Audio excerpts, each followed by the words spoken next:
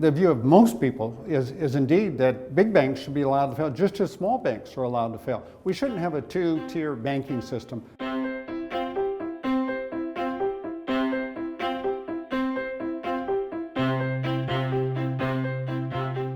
Some people believe that the government should jump in whenever a big bank is in serious trouble and bail it out. That is, put government's money into the bank rather than stockholders' money into the bank. There are some big banks in countries around the world that are just too big to fail. If we allow them to fail, it would disrupt the entire banking system in countries and perhaps even spread across national borders. I was a bank regulator. I was appointed by Presidents Reagan and Bush in the early 1980s.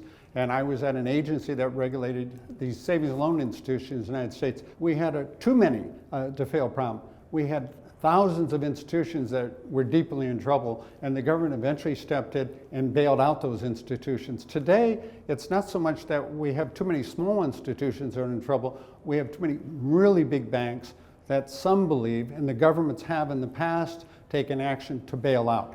That's wrong, it has to be stopped. Small banks are so small, they're allowed to fail. We should treat all banks the same. No bank should be too big to fail in any country, anywhere in the world today. And that's what countries are trying to do. Move in a direction of eliminating the too big to fail problem. The shameful thing is in 1984 in the United States, it was said there were 11 banks that were too big to fail. More recently, the previous chairman of the Federal Reserve, Chairman Bernanke, said there are 19 banks that are too big to fail. So the big banks have gotten bigger, and the regulatory authorities allowed those banks to get even bigger. That's what's bad about it. Finally, we do have a law on the books in the United States that says no bank is going to be allowed to not fail, regardless of its size. In September of 2008, in the United States, the regulatory authorities and the federal government decided to bail out the big banks. The next time it happens, we have to be sure the regulatory authorities are held accountable and they allow a big bank to fail. Banks have to be held accountable, and a way to hold them accountable is to require much more capital be put into banks by the owners of the bank.